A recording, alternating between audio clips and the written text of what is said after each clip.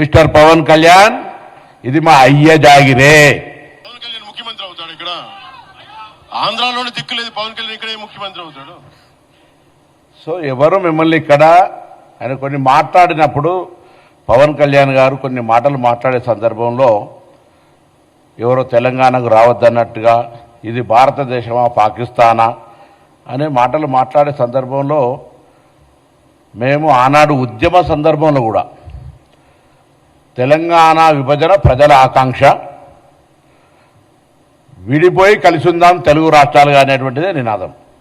ఇవాళ కూడా 12 సంవత్సరాల్లో ఎవరం కూడా ఆంధ్రప్రదేశ్కు సంబంధించిన వాళ్ళు ఇక్కడ ఉండొద్దనో వ్యాపారాలు చేయొద్దనో అమెరికా వాళ్ళు ఇన్వెస్ట్మెంట్సే చేస్తున్నారు. ఇక్కడికి ఆంధ్రప్రదేశ్ పెట్టుబడి ఎందుకు పెట్టేస్తారు? మీరు అంటారు కావచ్చు తెలంగాణ పెట్టుబడులు ఆంధ్రకు రావద్దని. ఇంకొక మాట చెప్తున్నాను, ఎస్ మిస్టర్ పవన్ కళ్యాణ్ ఇది మా అయ్య జాగిరే, మా తెలంగాణ ప్రజల అయ్య జాగిరే, 4 కోట్ల ప్రజల మనుషుల యొక్క అయ్య జాగిరి. నీ అయ్య జాగిరి కాదు, ఫస్ట్ గుర్తుపెట్టుకో. ఇలా ముందుగా బేషరతుగా క్షమాపణ చెప్పాలి చనిపోయినటువంటి కళాకారుడు గద్దార్ గారికి. గద్దార్కు కారు కొనిచ్చినా అని చెప్పి చనిపోయిన వ్యక్తుల గురించి మాట్లాడడమే అప్రస్తుతం. ఒక కళాకారుడు,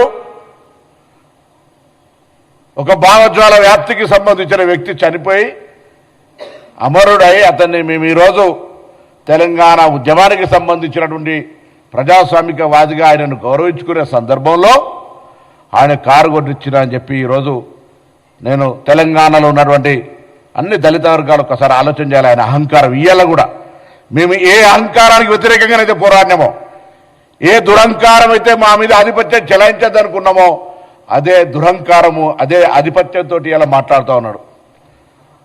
మేము ఎన్నడూ కూడా చెప్తా ఉన్నాం, ఇవాళ కూడా రాజకీయ పరంగా ప్రజాస్వామిక భారతదేశంలో తెలంగాణ కూడా అంతర్భాగమే.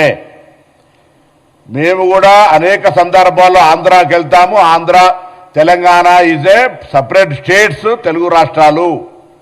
కానీ ఆయన మాట్లాడినటువంటి ప్రెస్ కాన్ఫరెన్స్ చూస్తూ ఉంటుంటే ఇది పాకిస్తానా ఇండియా అని మళ్ళీ మాట్లాడుతూ ఉన్నారు, పాస్పోర్ట్ తీసుకోవాలని. ఈ మైండ్ సెట్ తీసేయండి. ఆయన శాసనసభలు ఉన్నారు, ఇలా పార్లమెంట్ గురించి ఐడియా లేదు. నేను పార్లమెంటు తెలంగాణ బిల్ అయ్యే సందర్భంలో ప్రత్యక్ష సాక్షి.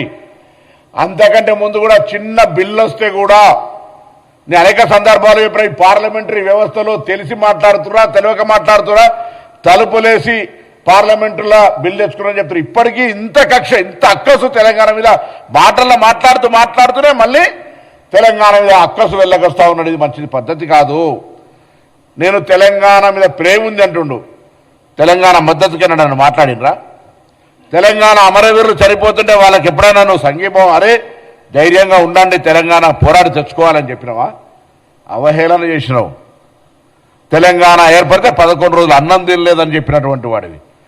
తెలంగాణ ఏర్పాటును అవమానించినటువంటి వ్యక్తివి. ఇలా మీరు మాట్లాడితే ఎట్లా? మళ్ళీ రాజకీయంగా వక్ర భాష చెప్పేటువంటి ప్రయత్నం జరుగుతోంది. అలా వారు పక్కకు మాట్లాడిన కొద్దీ తాపకొక్క శ్రీపిట్లు వస్తూ ఉంది.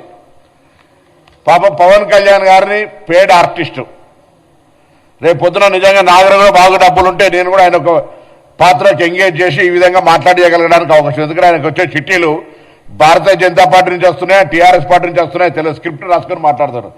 భావజ్వాల వ్యాప్తి ఉంటే, తెలంగాణ నరాన గుండెల్లో ఉంటే నేను ఎవరిని అవమానిస్తాను? ఆంధ్రప్రదేశ్ ప్రజలను కూడా. ఈవెన్ చంద్రబాబు నాయుడు గారు, తెలంగాణ ముఖ్యమంత్రి రేవంత్ రెడ్డి గారు వచ్చి కూర్చుంటే కూడా తెలంగాణ విభజన హామీలను సామరస్యంగా పరిష్కరించుకోవాలని మాట్లాడుకునేటువంటి అటువంటి వాతావరణాన్ని కలిగేసే ప్రయత్నం చేస్తా ఉన్నాం. ఇక్కడ ఉన్నటువంటి వాళ్లకు అన్ని రకాలుగా శాంతి భద్రతతో సహా ఎక్కడ కూడా అవసరమైతే రాజకీయంగా ఇవాళ చాలా మంది పోటీ చేసి గెలుస్తూ ఉంటారు, ఎవరికి అభ్యంతరం లేదు. ఏమనంటే కొండగట్టుకు పైసలు ఇచ్చినండి, నీ అయ్యే జాగిరియా పైసలు? తెలంగాణ ప్రభుత్వం ఆంధ్రప్రదేశ్ ప్రభుత్వం వస్తే ఇంకొక మాట మాట్లాడుతారు, రానియరా తిరగనియరా. గత 4 నెలల కింద వచ్చినప్పుడు తెలంగాణ ప్రభుత్వం ఆయనను తెలంగాణ గెస్ట్గా ఇచ్చిన ప్రోటోకాల్ ఇచ్చి అది మర్చిపోయి మాట్లాడితే ఎట్లా? నువ్వు తెలంగాణ ఆవిర్భావ దినోత్సవం రోజు అందరినీ కట్టెబెట్టి గెలికినట్టుగా నవనిర్మాణ తెలంగాణ ఆవిర్భావ దినోత్సవం తెలంగాణ ప్రజలకు శుభాకాంక్షలు చెప్తాను రా. ఇది ప్రజల ఆకాంక్ష, పోరాడి సాధించుకున్నారు, బాగండి అని కోరు.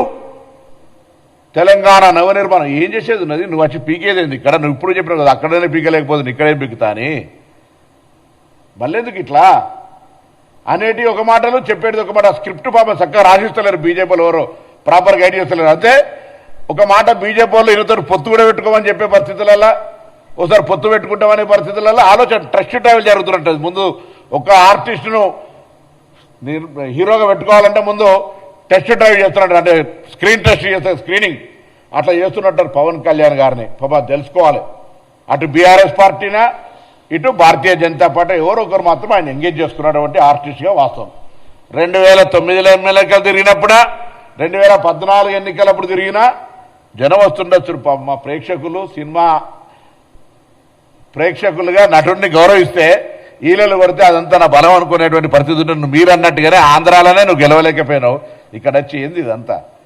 మళ్ళీ చెప్తాను, పవన్ కళ్యాణ్ గారు ఇక్కడ తెలంగాణలో రావడానికి పోవడానికి సంబంధించిన మాకేమటువంటి అభ్యంతరాలు లేవు. కానీ ఆవిర్భావ దినోత్సవం రోజే గెలికి నవనిర్మాణం పెడతా అంటే చూస్తూ ఊరుకోవడానికి కూడా సిద్ధంగా లేరు.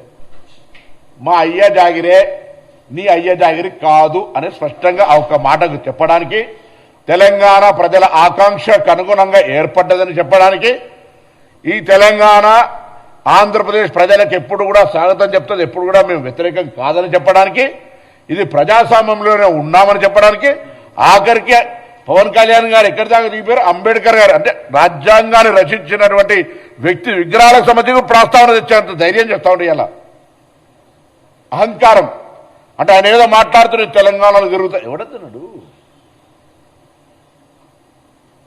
నువ్వు సినిమా నటుడివి తిరుగు.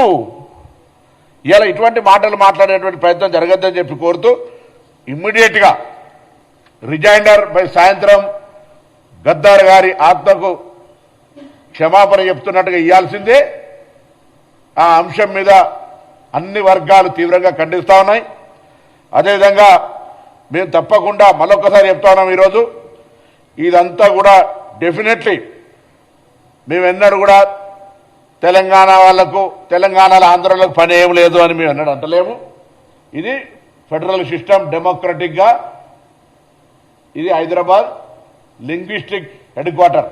అన్ని భాషల వాళ్ళు ఉంటారు, అన్ని వ్యాపారాలు ఉంటారు. ఎన్నడూ కూడా నేను హైదరాబాద్ ఇన్ఛార్జ్ మంత్రి చెప్తాను, నీకు ఇక్కడ ఏం ఇబ్బంది లేదు, ప్రొటెక్షన్ అందిస్తాం కానీ ఇక్కడ వచ్చి గెలుకకు అనవసరంగా తెలంగాణ ఆత్మ గౌరవాన్ని ఆ భావాన్ని రెచ్చగొట్టే ప్రయత్నం చేద్దని నేను కోరుతాను.